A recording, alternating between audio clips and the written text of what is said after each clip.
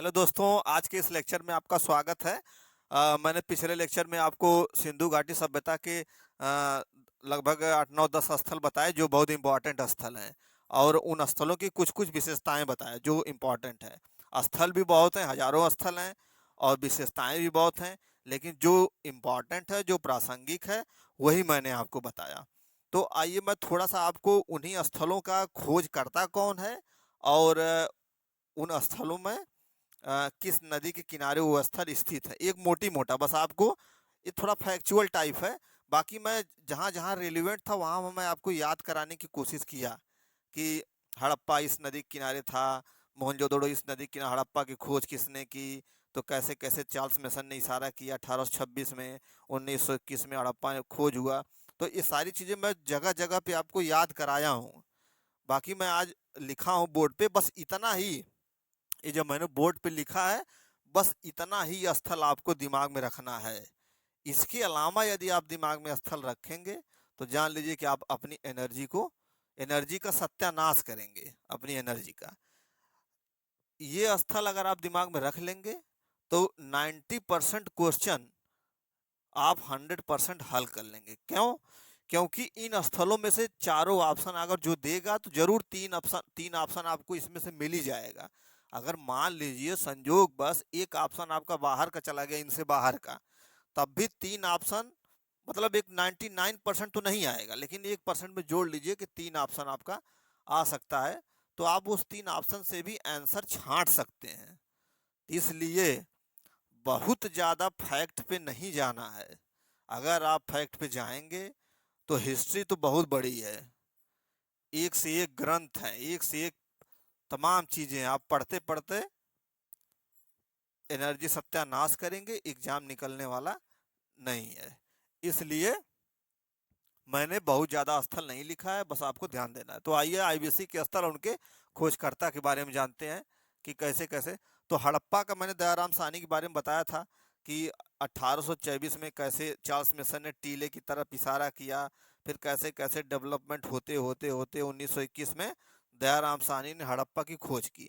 फिर 1921 के बाद तुरंत एक 1922 में मोहनजोदड़ो को राखल दास बनर्जी ने खोज किया। आपको बस ऐसे देख लेना है। इसके बाद लोथल, लोथल रंगनाथ राव ने खोज किया। अच्छा, लोथल के बारे में भी मैंने बताया था कि जब द्वारिका सबमर्ज हुई थी तो मैंने बताया था कि मरीन आर्कियोलॉजी में एक लोगों ने रिसर्च किया है, तो वही है एस आर राव लोथल। ठीक, तो लोथल हो गया आपका रंगनाथ राव। इसके बाद चनहुदड़ो में एम जी मजूमदार हैं, इनको आप दिमाग में रखिएगा मोटी मोटा कि चनहुदड़ो की खोज किसने की, एम जी मजूमदार। अच्छा, खोज का मतलब क्या है? इन्होंने उस स्थल को पता किया और इसके बाद उसको खुदवाया, खुदवा के पता किया क्या है यहाँ। कालीबंगा अमलानंद घोष का भी जिक्र आएगा जब जब सिंधु घाटी सभ्यता का मैं पतन या अमलानंद घोष का उस पर टिप्पणी की है अमलानंद घोष ने, पतन या उत्पत्ति संबंधी जब विचार होगा तो। बनावली आर्यस बिस्ट बनावली मैंने आपको बताया था क्या मिला है। सुरकोट्टा जेपी जोशी, तो ये आपको मोटी मोटा दिमाग में रखना है बस, बहुत ज़्यादा नहीं। और आईबीसी के स्थल और नदी, तो हड़प्पा मैंने आपको कई बार बता चुका हूँ, तो देख लीजिए बस। मोहनजोदड़ो सिंधु नदी, लोथल भगवान नदी के किनारे। अच्छा, मोहनजोदड़ो वाला कैसे मैंने बताया था आपका, पाकिस्तान में सिंध नदी के दाएं बाएं, राइट हैंड साइड में आमरी मोहनजोदड़ो, फिर लेफ्ट हैंड साइड में मैंने बताया था चनहुदड़ो और कोटदीजी। तो ऐसे आपको उस समय दिमाग में रखना, बाकी सब चीज़ें आपको याद होगी। राखी गढ़ी घग्गर नदी, कालीबंगा घग्गर नदी, रोपड़ या रूपनगर। अच्छा, इसको रोपड़ या रूपनगर भी कह सकते हैं, दोनों कहा जाता है। तो रोपड़ या रूपनगर सतलज नदी के किनारे स्थित है। अच्छा, एक चीज मैंने और आपको बताया था, पागल लोग अक्सर सीएचपीडी करते रहते हैं, ये मैंने आपको बताया था। तो एक बार मैं इसको फिर रिपीट कर देता हूँ। मांडा, आलमगीरपुर, दहमाबाद, सुतकांगेडोर, ये क्या है? सिंधु घाटी सभ्यता का ऐसे ईस्ट वेस्ट नॉर्थ साउथ। मांडा कहाँ था? यहाँ था।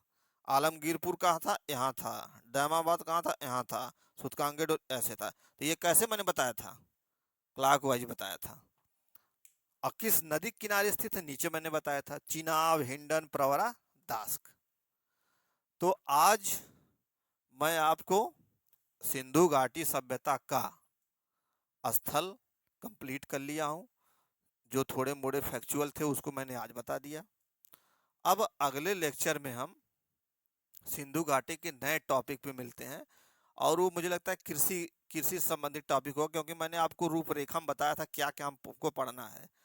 तो हम अगले लेक्चर में क्या पढ़ेंगे? अर्थव्यवस्था के बारे में। सिंधु घाटी सभ्यता की अर्थव्यवस्था कैसी थी, और अर्थव्यवस्था में क्या क्या हम लोग पढ़ते हैं? कृषि। भाई अर्थव्यवस्था आपके आपके घर की अर्थव्यवस्था किससे किससे बनती है? खेती से बनती है, जिसको कृषि में लिया जाता है। अगर कोई उद्योग किया है तो उसका उद्योग उद्योग से भी उसकी अर्थव्यवस्था मजबूत होगी। कोई व्यापार किया है तो व्यापार से मजबूत होगी।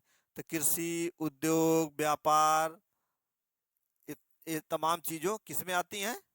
अर्थव्यवस्था में आती हैं। तो हम मिलते हैं आपको अगले लेक्चर में। Thank you.